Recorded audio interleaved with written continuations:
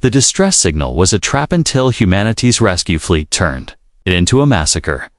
The emptiness of space stretched out interminably around the merchant vessel Serenity's Grace, its hull weathered by hundreds of jumps through hyperspace and decades of unvarnished commerce. Captain Elena Vasquez stood on the bridge, her calloused hands gripping the railing as she studied the star charts streaming through the main screen. 23 years she'd run cargo between the rim colonies and the core worlds, and she'd never seen anything even remotely like what was happening currently. Captain, her communications officer, a young man named Marcus Chen, with a voice still rattled to his very foundation on his initial foray into deep space, spoke up. "We're receiving a distress call. Emergency broadcast, Priority 1. Elena's." Gut tightened up. In her experience, distress calls on the edge were nearly always something entirely different. Location? Bearing 27 marks for some 6 light minutes away. It's approaching out of the Kepler Nebula area. The nebula. Of course, it was the nebula.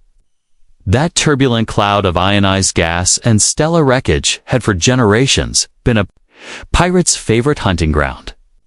The natural interference rendered sensors useless and the ideal cover for ambushes. Elena had dodged that area zealously for her entire career, but now someone was beaming out a mayday from somewhere within it. "The message?" she queried, although she had little doubt what the answer was. Marcus's hands flew across his console, sorting through the static. "Hull breach on the passenger liner Golden Dawn. They're calling up critical life support failure and need immediate assistance. Captain, they're claiming they have over 300 civilians on board. Children." Elena closed her eyes. The classics never changed. Fictitious passenger liner, always with children mentioned specifically to tug at the heartstrings, always with just enough technical detail to sound authentic. She'd heard variations of this same script at least a dozen times over the years, though she'd been smart enough never to respond. "Ma'am?" He glanced back at her, hoping. "Shall we course change to render aid?" Before she could answer, her first officer, Commander Sarah Okafor, came forth. Sarah was a military veteran who had fought honorably in the Centauri conflicts before. She joined the crew on the Persephone. Her senses were acute, and at the moment they were loudly shouting danger. "Sir, I advise us to stick to course and notify the authorities of the distress call." "Something doesn't seem right here." Elena nodded slowly. Sarah was right, of course. But as she opened her mouth to give the order to continue on their planned route, the communications array crackled again. "This is Golden Dawn to any ships within." Range was the voice heavy with desperation. "We have several hull breaches. Our emergency bulkheads are giving way. We're losing atmosphere quickly. Please, if anyone receives this, we require immediate aid. We have 47 children aboard. Our passenger compartments." The number had changed. 47 children instead of just mentioning children generally. Either this was a very sophisticated fake, or there really was a ship in trouble. Elena felt the familiar weight of command settle on her shoulders. Every decision she made affected not just her own life, but the lives of her crew, and potentially the lives of hundreds of innocent people. Marcus's attempt to bring them up directly, ask for their registry and manifest. "Tried already, Captain." Direct hails received no answer. "They're just repeating the distress call on a loop." Sarah moved closer to Elena, lowering her voice. "Captain, I've seen this exact pattern before. The repeated general broadcast, the specific mention of children, the location in a censored dead zone. This has pirate ambush written all over it." Elena knew that Sarah was right. All her experience learned over a quarter century of space travel was telling her she had better keep her distance. And yet there was something inside her that was gnawing. Something that had accumulated within her over the 20 years. The understanding that occasionally, just occasionally, the distress call was real. And when it was real, And when commanders like her played it safe and ignored it, people died. How long would it take for us to get to them? Marcus consulted his display on board. At present speed, approximately 47 minutes. If we go full power, perhaps 38. Oh, and how long before we're within sensor range? 15 minutes at full power, Alina had decided. All right. Send a general transmission. Marcus, alert any ships within range that were en route for a distress. Call on the following Kurds. Be sure to add our registry and our intended course. If it's a trap, let it be on record that we're not suddenly disappearing into thin air. Captain, she had a warning tone when she spoke. I understand the risks, Sarah, but I also understand that if there are indeed children dying out there, and we could have made a difference and didn't do it just for fear, I won't be able to live with the guilt. Alina whirled to face her bridge crew, all 6 of whom gazed up at her with concern and respect. Listen up, all were potentially walking into an ambush. If that's the case, we're gonna have to be smart and speedy. Marcus, I want you scanning all frequencies. The moment you hear something that doesn't sound right, you alert me. Dr. Patterson, get the medical bay ready for casualties, theirs and ours. Engineering, full power to engines and weapons. Her chief engineer, a gruff man named Viktor Petrov, who'd been with her for 8 years, nodded grimly. Weapons are charged and ready, Captain. Though against a pirate pack, we won't last long.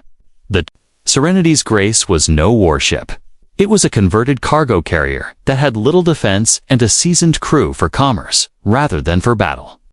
If they were walking into a trap, their best course was running flat out and screaming for help. As they changed course for the nebula, Elena's mind was on her daughter, Sophia, attending the University of New Geneva and learning xenobiology. Sophia had wanted to do what her mother had done and serve on a trade crew, but her mother had made her get a good education before she could do so.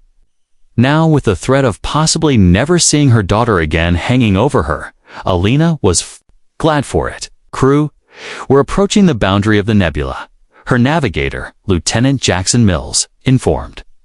Sensors are starting to lose their accuracy. The primary screen changed to reveal the churning purple and yellow gases of the Kepler Nebula. It was pretty in a way, like a piece of abstract artwork spanning the cosmos. But Alina was aware that pretty could be lethal out among the stars. The magnetic fields of the nebula wreaked havoc on navigational equipment, and the thick clouds of particles could disguise entire fleets. Passive sensors only from here on out, she ordered. I do not want to broadcast our presence anymore. Then we have to. They sailed into the nebula like a ghost ship, dark and silent except for their core systems. The distress call was getting stronger as they came within range, but still no answer for their initial hail efforts. Alina was holding her breath as they flew through the interstellar fog. Contact, breathed Marcus, his voice hardly above a whisper. Bearing 31 Mark 7. It's Captain. It's a ship. All right, but the signature's all wrong. Alina turned to peer over his shoulder at the sensor screen. Through the haze, she could discern the general shape of a large ship, approximately the size and shape of a passenger liner. However, the energy signature was entirely incorrect. Rather than the steady, predictable power draw of a commercial vessel, this ship was registering the jagged spikes and dips indicative of someone attempting to obfuscate their real capacity. It's a trap, whispered Sarah, but Alina was already towards the communications panel. All hands, this is the captain. Battle stations. Repeat, battle stations. The bridge lighting shifted to red as the crew snapped into action. Elena's heart was pounding, but her hands were steady as she began plotting an escape route. They were still on the edge of the nebula's sensor shadow. If they could back out quickly enough, they might be able to make a run for it. Captain, he was tense with worry. I'm seeing a number of new contacts. They're powering up weapons. The trap was engaged. Alina could see them on the screen now. 6 little ships breaking out of amidst junk fields and gas clouds where they had been hiding. Pirates, no doubt pirates, and they had the Serenity's Grace surrounded. "This is Captain Reeve of the privateer vessel Blood Prophet," came a voice over the communications array, smooth and confident. "You've just made a very expensive mistake, Merchant Captain. Cut your engines and prepare to be boarded. Comply immediately. And your crew might live to see another day." Alina looked at her first officer, who was already operating battle calculations on her console. The first officer shook her head slightly. Even if they could fight their way through the pirate formation, their ship could never survive the attempt. "Captain," he said, his voice barely stable. "Should I respond?" Alina was just going to issue the call for surrender when Victor's voice came across the comm system from the engineering deck. "Captain, I'm seeing something strange. There's another ship signature, much larger, on the very limit of our sensor range. It's not part of the pirate fleet." Hope fluttered in Elena's breast. Perhaps some other merchant ship had heard their distress call and was approaching. But what could some civilian ship do against 6 pirate ships? It was beyond her imagination. "This is your final warning, Merchant Captain." Captain Reeves' voice had lost its smooth tone and taken on a harder edge. "Cut your engines now, or we'll cut them for you." Alina was about to respond when Marcus suddenly straightened in his chair, his eyes wide with something that looked like disbelief. "Captain, I'm getting a transmission on emergency frequency 77 Alpha. It's a human military ID code." Elena's heart fluttered. Their military ID codes were highly encrypted and almost indistinguishable from the real thing. If anyone was transmitting one, there was a genuine warship within range. "Put it through."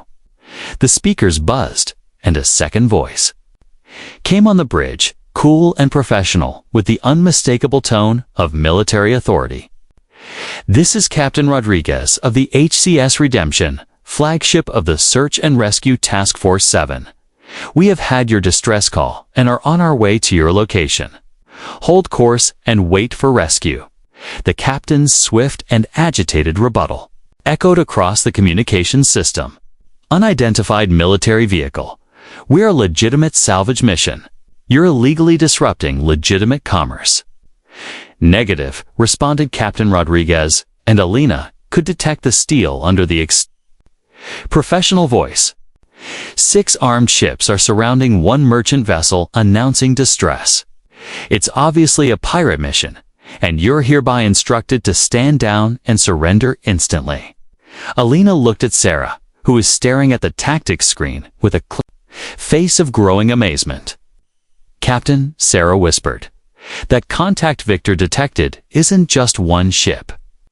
I'm reading at least 12 vessels, all running silent until now. They're big, Captain, capital ship class." The truth came crashing down on Alina like a fist. They hadn't blundered into some pirate ambush. They'd fallen into the trigger for a human military task force, and it wasn't a normal military fleet. Search and Rescue Task Force 7 was the stuff of legend across human space. It was the team that was called when entire colony worlds went dark, when passenger ships vanished in hostile space, when the unthinkable occurred and cities full of civilians had to be evacuated under fire. They were equally infamous for their utter ruthlessness when it came to pirates. The captain appeared to become aware his circumstances were quickly getting out of hand. "We're a military ship. We want to talk. It's just a misunderstanding." "There's no misunderstanding," answered Captain Rodriguez. And now Alina could hear a cold and ruthless edge to his voice. "You have used falsified distress calls to lure civilian vessels into ambush positions. You have endangered the lives of neutral merchants. Section 12 of the Colonial Protection Act renders you hostile parties guilty of crimes of piracy, and you'll be handled as such." Alina had also heard of Section 12. It was the section of the human military law that granted the search and rescue units vast discretionary powers when confronting threats to shipping. It was the law that stated when pirates made threats against innocent lives. The military action was swift, decisive, and merciless.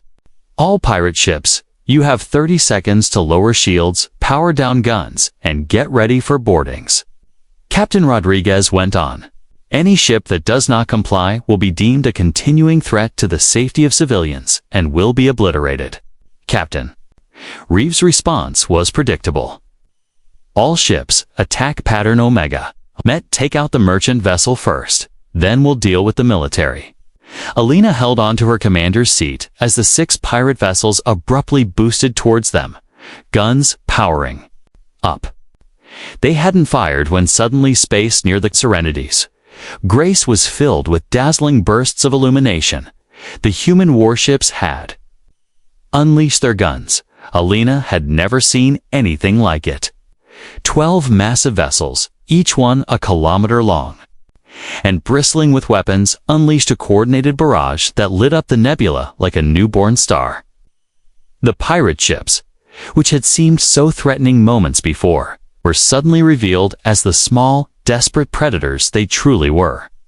The first pirate vessel, a modified corvette, simply vanished in a sphere of white light as a heavy plasma cannon found its mark. The second managed to return fire, its weapons sparking harmlessly off the shields of the human dreadnought that was targeting it, before it too disappeared in a cascade of explosions. My God, breathed Marcus, and Alina could have no fault. With the response, the size of the devastation was greater than anything a civilian could possibly anticipate witnessing. Captain Reeves' voice was broadcast on the comm system, no longer smooth and confident, but desperate and panicked. Ceasefire. Ceasefire, we surrender. Surrender not accepted was the unbending response from Captain Rodriguez.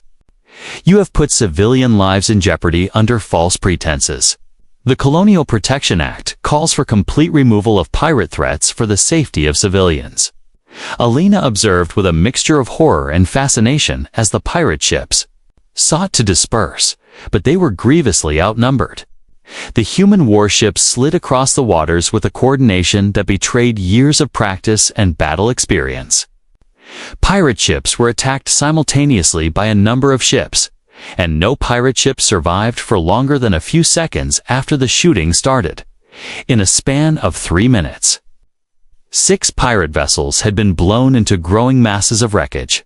An ionized gas. Serenity's Grace, merchant vessel. Captain Rodriguez, speaking. Respond, please.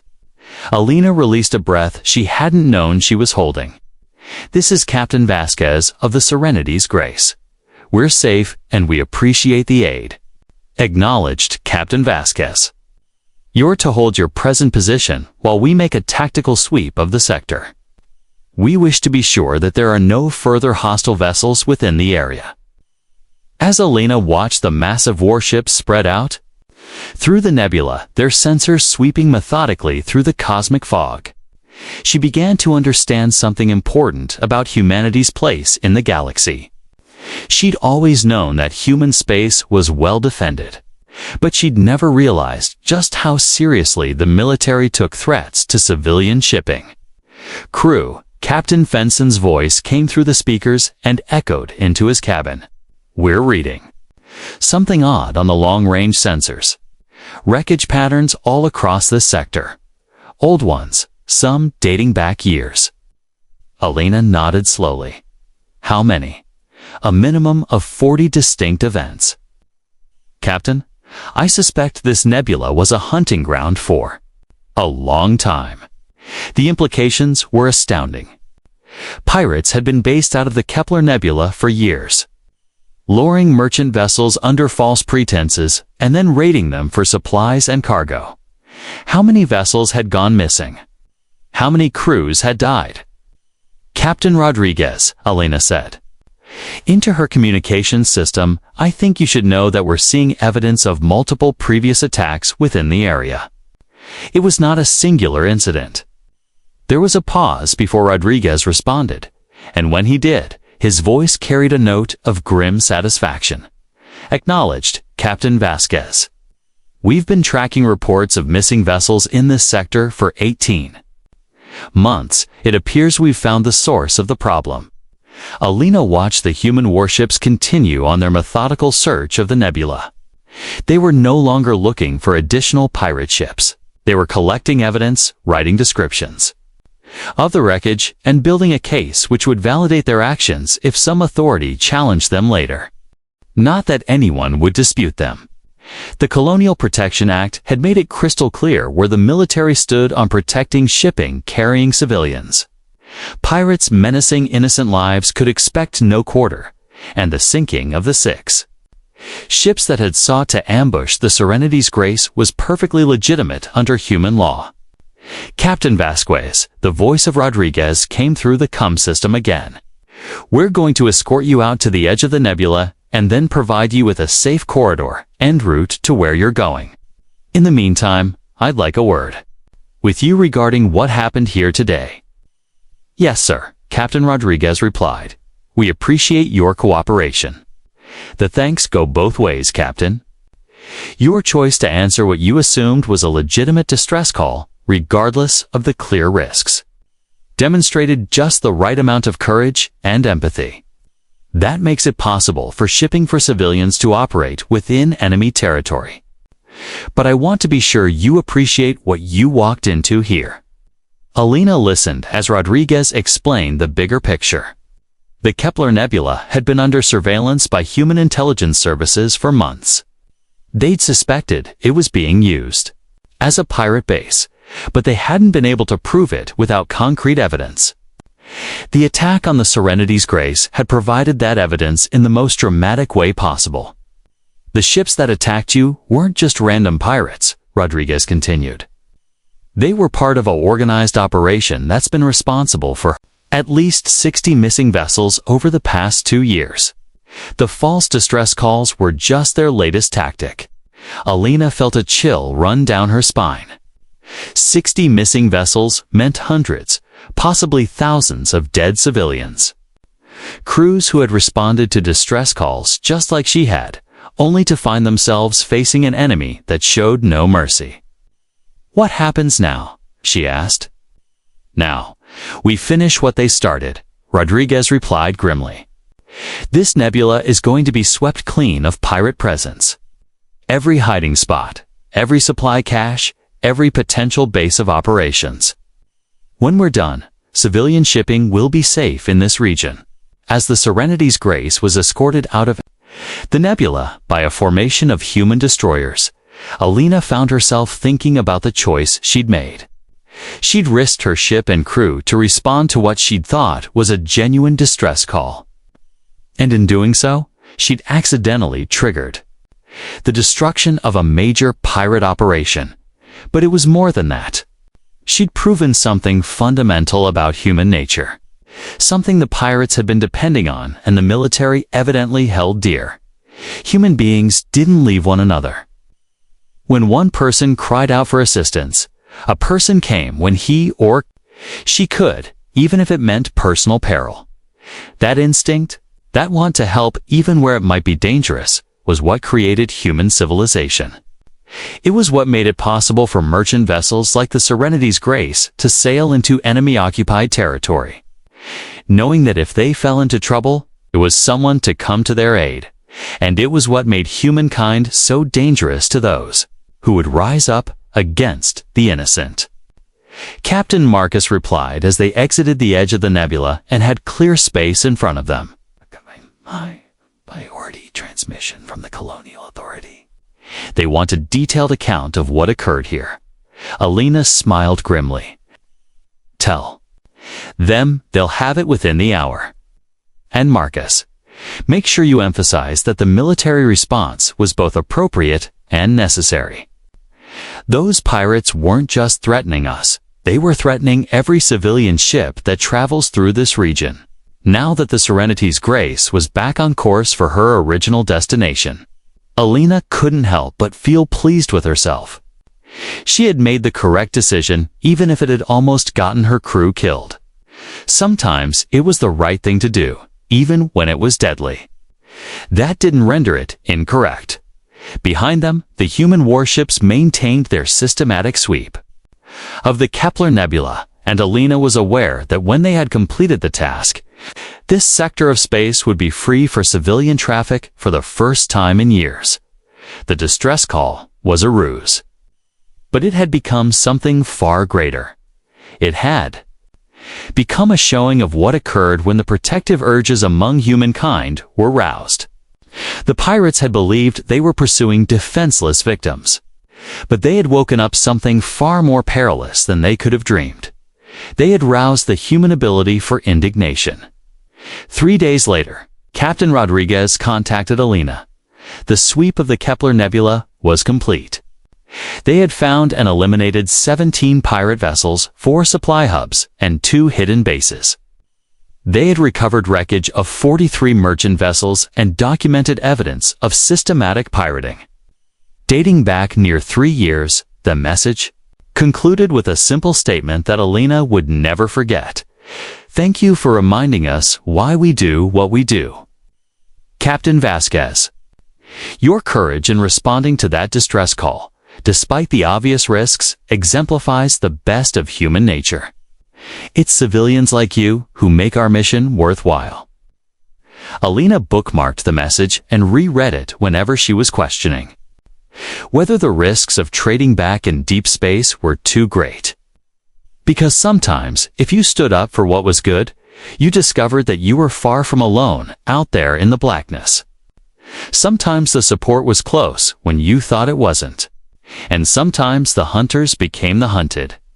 The galaxy was a tough place, filled with predators that would exploit human decency and compassion. It was also filled with human beings, ready to make sure predators were held accountable for what they had done. And occasionally, those penalties were immediate, swift, and final. Weeks afterwards, word came through the trading routes that pirate activity within the Outer Rim had decreased significantly. Rumor had run fast through the criminal underworld about what had occurred within the Kepler Nebula. The word was clear: hitting human civilian shipping would invite the full fury of the human military. The distress call that had almost killed Alina was now something different. It was a warning, aired not across space, but across the criminal organizations that targeted harmless travelers. The warning was simple: humans protect their own. And they do it with a thoroughness that leaves no room for second chances. Threaten civilian shipping and face the consequences. Use false distress calls to lure victims into traps, and discover that sometimes the trap becomes a graveyard for those who set it. Alina continued to deal across the Outer Rim for years afterwards, and she never ran into another pirate ambush. If that was because the pirates had been wiped out, or if they'd learned the lesson and stopped going for human targets, she could never really tell. But she was sure it was a mixture of the two. The Serenity's Grace came into renown across the trading circuits not as the vessel that had almost been wrecked by pirates, but as the vessel whose commander had caused the great cleansing of the Kepler Nebula. Merchant commanders would approach her at trading stops, eager to hear the tale directly. Alina always told it the same way, emphasizing not her own courage, but the swift and decisive response of the Search and Rescue Task Force. She wanted other civilian captains to know that help was available, that the military took threats to civilian shipping seriously, and that sometimes doing the right thing, even when it was dangerous, could have consequences far beyond what anyone might expect. But she also wanted them to understand the broader lesson. The pirates in the Kepler Nebula had made a fundamental mistake. They'd assumed that human compassion was a weakness to be exploited, that the impulse to help others made humans easy prey. They had discovered instead that human compassion had been complemented with human strength, and that the threatening of innocent lives had meant swift and terrible vengeance. The distress call had been a trap, but it had ensnared the wrong individuals. The pirates had assumed they were pursuing defenseless merchants, but they'd placed targets on themselves that attracted the entire fury of human military might. Ultimately, the trap had worked exactly as planned. It just snared the incorrect prey. Alina retired from the deep space trade 5 years after the Kepler Nebula affair. But she never forgot the lesson she had learned on that day. Human society functioned because human beings were capable of assisting one another regardless of personal danger. But it worked also because those who would take advantage of human charity paid the penalty promptly, decisively, and permanently. There were predators everywhere in the galaxy, but there were also human beings ready to make sure predators learned, occasionally lethally, that human victims could bite back. And when the human species retaliated, it was with the entire support of their civilization. The distress call had started out as a ruse, but it had become something far greater. It had become a display of the nature of a species on the most fundamental level, the eagerness to assist the needy, and the utmost resolve to aid those who could not defend themselves. It was a lesson that echoed throughout the galaxy for years to come, and it ensured that civilian shipping remained safe in regions where pirates had once hunted with impunity. Occasionally, the trap snags the wrong animal. Occasionally, the hunt becomes the hunted. And occasionally, when you go out looking to take advantage of human sympathies, you find that human sympathies have teeth. The pirates of the Kepler Nebula learned that lesson too late to do them any good. But their destruction served as a warning to others who might consider similar tactics. Humancy.